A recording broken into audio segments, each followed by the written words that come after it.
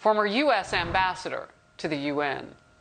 Nikki Haley joins me now, also former governor of South Carolina. Great to see you today. First of all, just the reaction to where we are. I mean, this back and forth now does not seem to be stopping anytime soon.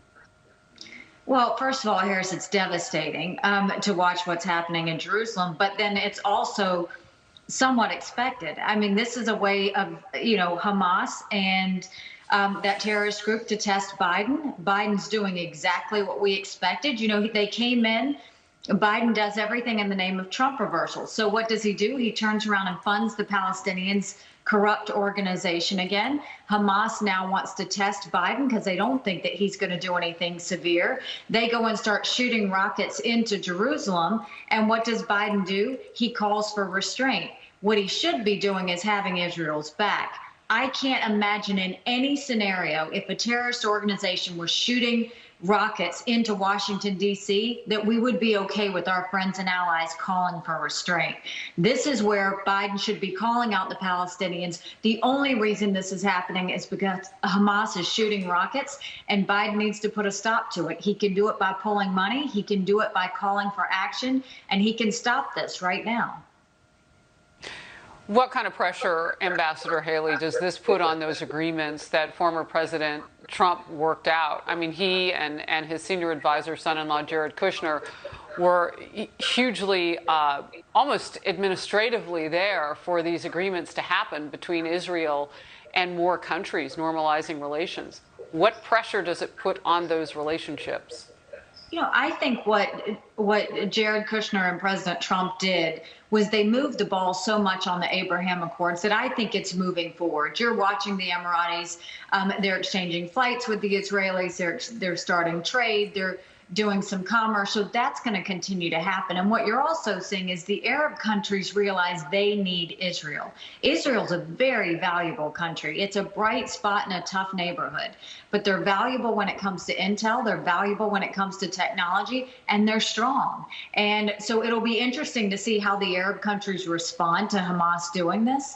But I don't think the Abraham Accords are in any way vulnerable at this point, because I think they've moved in a good direction. And I think the Arab community realizes that partnership with Israel is essential for them and strengthens them as well. Could you see the current administration matching what former President Trump did and furthering normalized relations between Israel and other Arab nations? Well, it would be common sense to do that. I mean, you always want to strengthen your allies. You always want to create peace in the Middle East. That's not what Biden wants to do. Biden's going back to Obama 2.0. He's saying he wants to befriend the Palestinians. He's giving them more reason to shoot rockets in there. He's giving them more reason not to come to the negotiating table. And he's giving more reason for us not to have peace. And I think that, what I found out at the United Nations is the U.S. voice matters when it comes to peace in the Middle East. If I were at the United Nations right now, I would be calling for a Security Council meeting. I would be calling out Hamas. I would be asking for sanctions and for a resolution to come out against Hamas and to call them for the terrorist organization that they are. This would stop today if Biden said Hamas needs to stand down. This would stop today if Biden said, if Hamas does not stand down, we're going to pull the money from the United Nations Relief Fund that funds the Palestinians. There are actions the U.S. can take that would actually make a difference with Hamas. The other side of this, Harris, is this is very much Abbas's doing. Abbas wanted to do this because he canceled elections. So his way of creating a distraction was once again to just make the fight about Israel. Wow. And you have to be wondering, too, as Israel says, it's not going to agree to a ceasefire. It wants deal terms, and you can't blame them for wanting deal terms and to look forward into the future with some sort of assurance that this won't keep happening.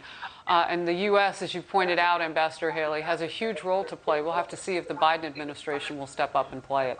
Good to see you today. Thank you. Thanks so much, Harris. Critics tearing into NBC, calling out the network.